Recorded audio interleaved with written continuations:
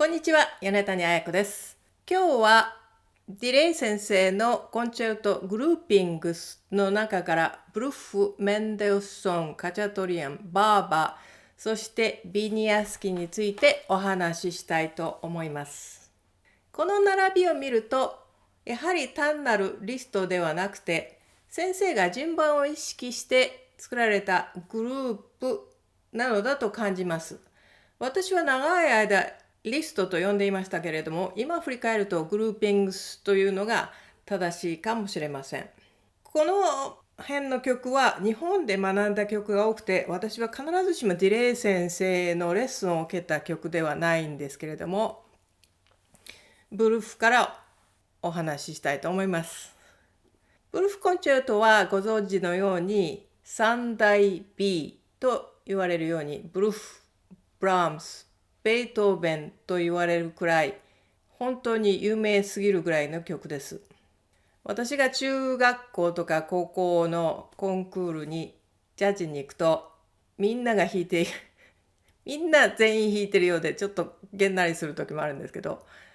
この曲は演奏会でも定期的に多く取り上げられる曲です。私自身はこれを日本で勉強してオーケストラ伴奏などで何回か弾く機会がありました。これは私の入れた CD なんですけども、これは私のチャンネルでないんですけど、YouTube に上げた方がいるので、そのリンクを下に上げておきます。よかったらご視聴ください。もちろん世の中には素晴らしい録音がいっぱいありますから、私はパールマン・スターの演奏をよく聞きました。スターの演奏で面白いと思ったのは、彼は聴いていると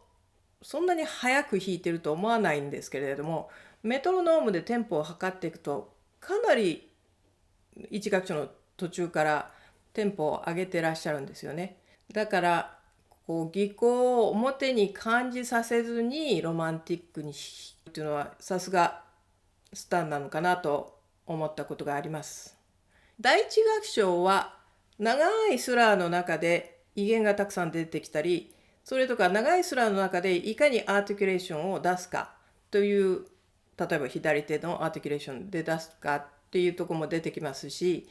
もちろん2楽章は素晴らしく美しいですし、第3楽章は和音の練習になります。それからコレと呼ばれているボーイングなども結構出てきますから、1楽章だけやらないできちっと第3楽章までさらっていただけたらと思います。アメリカではインターナショナル版が手に入りやすかったので、今はちょっと分かりませんけど、オンラインでできますから、フランチェスカティ編集のがよく使われていましたけれども、彼の指使いっていうのは大きい手の人用なのか、普通だとちょっと難しいところが結構あります。それなのでフランチェスカティ版の場合は、私は生徒にそのまま鵜呑みにするのでなくて、批判的な面も持って工夫する必要があるんではないかと思います。ちなみに私の両親は音楽家でないって前言ったんですけど、なぜか家にバイオリンの LP っていうとほとんどフランチェスカティだったんですよね。どうしてなのかよくわかんないんですけど、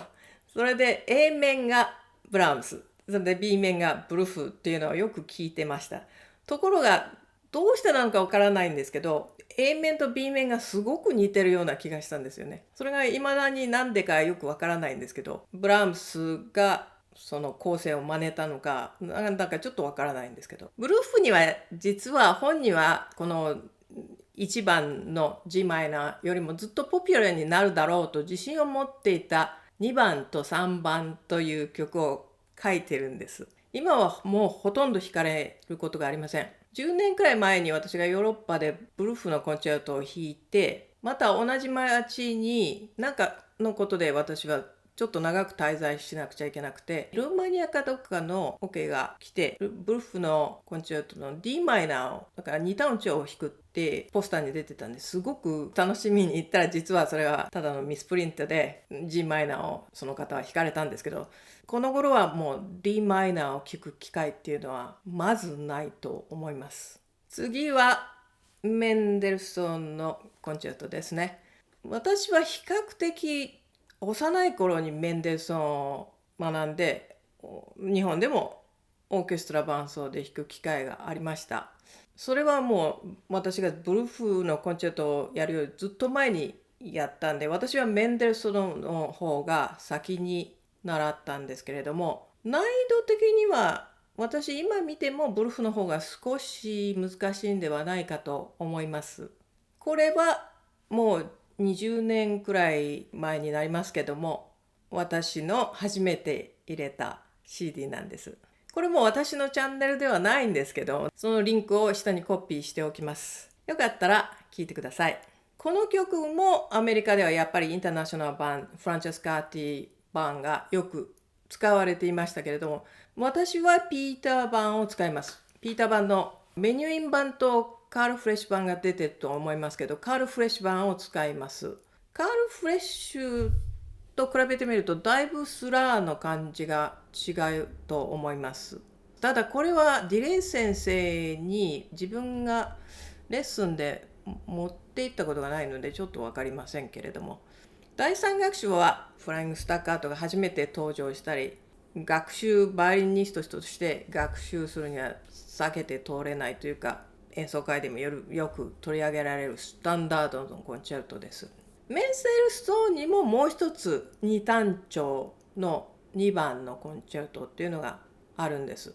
それも最近は聞かれないと思います。私はグルーミオのレコードを持っていました。それにもう一人誰か入れてたと思いますけど、今も演奏会で弾かれることはあんまりないと思います。残念ながら。次のリストにはカチャトリアンコンチェルトが入ってますけれども、このビデオを作るのでこのリストをもう一回見直してみて、ここのリストのこの場所にカチャトリアンが入っているのがちょっと意外でした。というのはこの曲は音を習って学んでしまえば音楽的にあんまり複雑でないと言われています。教えたことはあったんですけど自分が弾いたことがないんで、割と最近それでちょっと練習をしてみたら半音がものすごく多くて、それでバイオリニストの手に全然なじまないんで、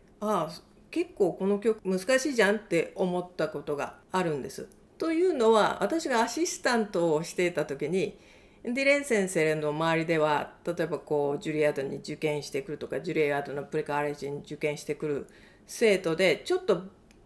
合格ボーダーラインの生徒っていうのがいた場合に、例えばみんなが弾くチャイコフスキーとかみんなの定番のブラームスとかそういうのを弾くよりも受験用にカチャトリアンを選ばせるっていうことがあったんです。実際に私もこの曲で生徒をジュリアードに合格させるっていうことにヘルプしたことがあったからなんです。だから最近実際にやってみてあんまり弾きにくい曲っていうのでびっくりしたことがあるんです。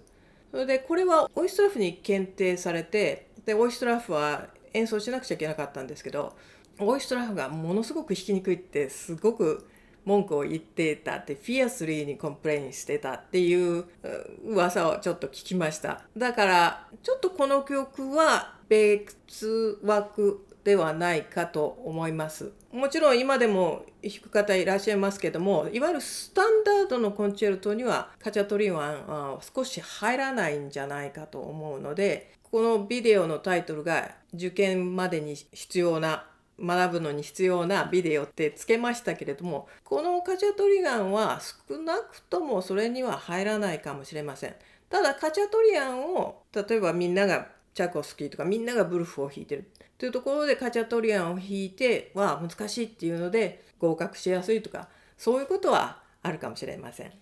バーバーのコンチェルトは第1楽章第2楽章の難しさと第3楽章の難しさが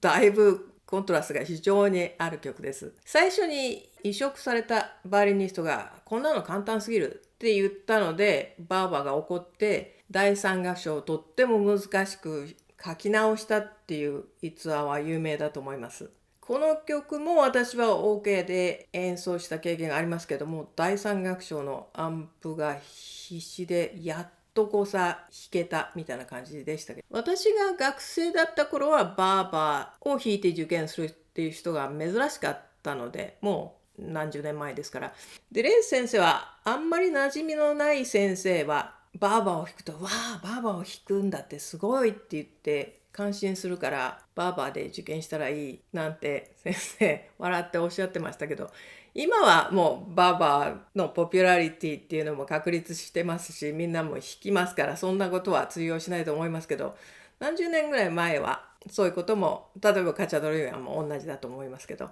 そういうこともあったと思います。楽譜についてなんですけど、私が勉強していた頃に出ていた版っていうのと、それから音楽学者がもっとバーバーを忠実に研究して出された今の改訂版との間にかなりの差があるんです。多分初めのは演奏したバイオリニストがだいぶスラーなんだなどを切ったりして自分用に弾きやすい楽譜を出版することになったんじゃないかと思います。比べてみると今発売されている版の方が私はとっても弾きにくく思うんですね。だいぶ違います。だから私としてはその前の版と今の版とをこう並行して出してくれたらいいなと思うぐらいなんです。バーバーはディレイ先生の教室ではほとんどの人がプレカーレッジだからカーレッジの前にやっていたと思います。次はビニアスキーのコンチェルトですね。このグルーピングスに第2番の2単調と第1番の A 平単調 F シャープマイナーと両方入ってますけど全然難易度が全く違います。第1番はバイオリン曲の中でもテクニック的に最難関の一つに数えられる曲だと思います。ディレイ先生はよくプレカーレッジの生徒に F シャープマイナーの宿題を出してらっしゃいました。第2番2単調はさすがビニアスキーっていうのは偉大なバイオリニストだったんですけども手にすっごく非常に馴染むんですね。それで弾いててすごく気持ちのいい曲です。私は日本でこの曲を学んでズーカーマンとかパールマンの演奏をよく聴きました。小さい頃に私はこれをオケと弾いたことがあります。これはガラミアン編集のインターナショナル版の楽譜をおすすめします。ブルフ、メンデルソン、ベニアスキー、これは全部私が日本で角三郎先生のところにレッスンに持っていった曲なんですけど、私が今見てもメンデルソン、ベニアスキーの2番、ブルフという流れでやっていった方がやりやすいんではないかと思います。ブルフ、メンデルソン、ベニアスキーの2単調っていうのはバイオリニストになるっていうかバイオリンを学ぶには必ず通るべきレパートリーだと思います。それぞれ違うテクニックも出てくるってこともありますけど違う音楽性があると思います。それを勉強することによって演奏活動どんな意味での演奏活動にしろ重要な意味を持っていると思うのでブルフビニアスキー、メンデルソンは特によくさらっていただきたいと思います。それに素晴らしい曲だと思います。次回はこのグループ1の残りの5曲、ラロ、これはシンフォニー・エスパニョルですけど、それからドボージャクのコンチェルト、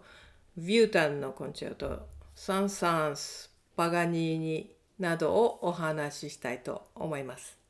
ではまた次回お目にかかりましょう。ご視聴ありがとうございました。